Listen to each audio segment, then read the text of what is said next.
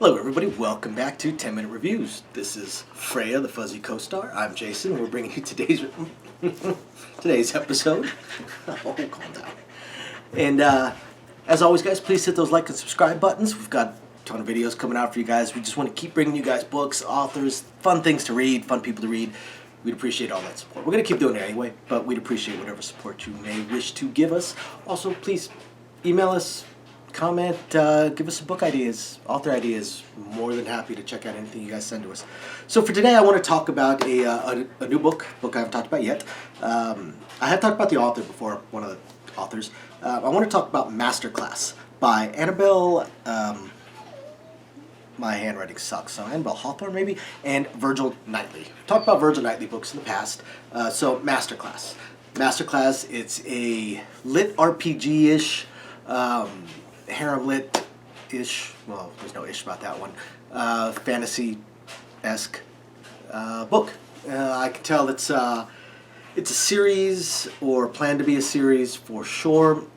It's definitely different. It's got some cool things that I really like about it. A couple things that I'm not a huge fan of, but I'll talk about the usual four things: the world, the characters, the plot, and the writing style. So, the world is pretty cool. This is where it's a little bit different, and I kind of like. In a way, this feels like a book that is written after a lot of other books that we read. It's your typical fantasy world, your swords and sorcery type of world. Lit RPG, you know, it has a system and levels, classes, abilities, such like that. It's got your beast people, of course, you got to have your beast girls and such like that. But what I like about it is that this book is occurring after the Great War has ended. Like a lot of lit RPG books, they have these systems and they have this war, you know, your demon lord, your demon king, whatever it may be.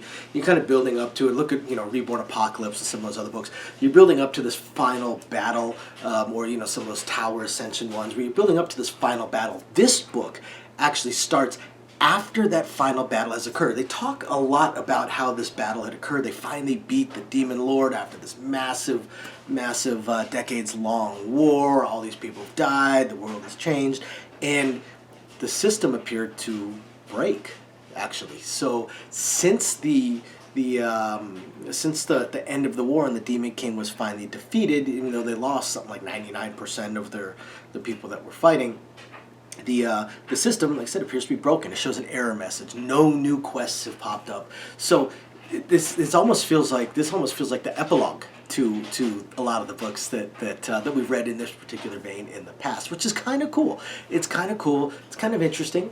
It's a good start. I definitely like the start. Now, as far as the characters go, the main characters is Elias Hearthstone, something like that, but Elias. And Elias is a veteran of the war. Now, he's going to be your kind of typical, in a lot of ways, overpowered character, which is cool. Most of us enjoy reading about the overpowered main characters. In fact, there's an entire book series, I believe, that's titled Overpowered Main Character, OPMC.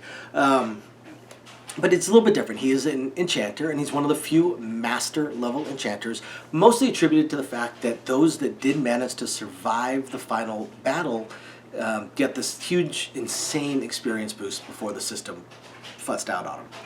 So he's a master class. He's a master at his particular class. He's level 103. But the interesting thing is his class is enchanter. It's a little bit different than a lot of times. A lot of times in these books, they're you know, some form of warrior mage or wizard or something along those lines. He's an enchanter. And what's cool is his enchantments were all based off of battle and melee battle in a lot of ways.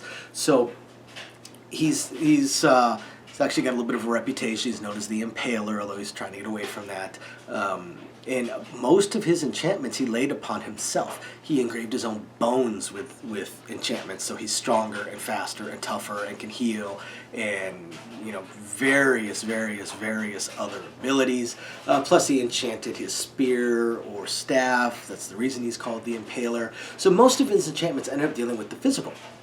So he actually has to relearn. He has to learn how to do the primary functions of his class around other stuff now that the war is over. So what's the plot? Well, this is a slice of life novel more than anything else, because Elias, his, I guess, best friend throughout the war was an older guy that came to the war from an orphanage. He was running an orphanage. He owned and ran an orphanage.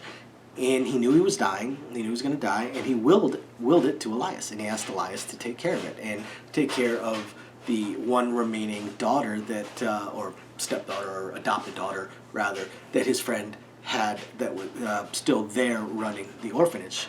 So Elias spends somewhere around a year, I think, traveling, gets to this rundown, beat up, broke as in money-wise, and broke as in structurally, orphanage, with with this one remaining fox girl, Kitsune, and she's trying to run the orphanage, and Elias basically he connects with her, he moves in, takes ownership, and starts trying to improve things, starts trying to improve their food situation, starts trying to improve the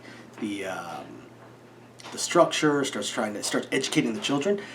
Does have a little bit of the soldier's mentality, so he kind of gets put in place a little bit by his fellow teacher for being a little bit too harsh, but at the same time some of his lessons end up being wise, so they continue to do them. He's teaching the children how to use magic, he's teaching them how to use weapons so they can defend themselves, teach them how to use magic so that they have more classes that open up to them when they hit the age of majority, where they're able to learn to pick their class, and of course he has to defend the orphanage from your baddies, otherwise what would be the fun of having an overpowered main character. But for the most part, it's just a slice of life. Rebuild the orphanage, try and make it better, try and recruit people to help, get more food, get more money, get more children, get the children better classes. Now, as far as the writing style goes, I like Virgil Knightley's books. I like most of his books. The only knock, it's a fun book, it's an easy read. You guys all know I like slice of life books, so it's a fun book, it's a great read. I really enjoyed it. There's only one thing that I was not a fan of that I know a lot of people are fans of, so not necessarily a knock, but just to me, what I wasn't too much of a fan of is one thing that I see in quite a high percentage of books within this subgenre. Everybody's too perfect. Everybody's too perfect. Every character you meet is just they're just too perfect. From the ones that are the allies that end up joining him and all that. From the second he meets them, they're perfect. They say the right things. Their conversations go so perfectly, and they say just the right things, and always know just the right thing to say and the right way to say it, and it's syrupy perfection. It jaws me out. It breaks me out of the story. It breaks me out of the story almost every single time. How it's almost like each character was just mind controlled by a puppet master. It does not feel like real people talking to each other. And then the bad guys are just almost too perfectly the bad guys. So pluses and minuses to everything. That's just what I was not a huge fan of. But otherwise, great book, a lot of fun to read. Really enjoyed it. And after you guys hit the like and subscribe buttons, you guys got to go check out Virgil Knightley and Anabelle Hawthorne. Sorry for my bad handwriting. I really can't read her last name. Masterclass. Check it out on Amazon. That's where I found it. Thanks for watching, everybody. Bye now.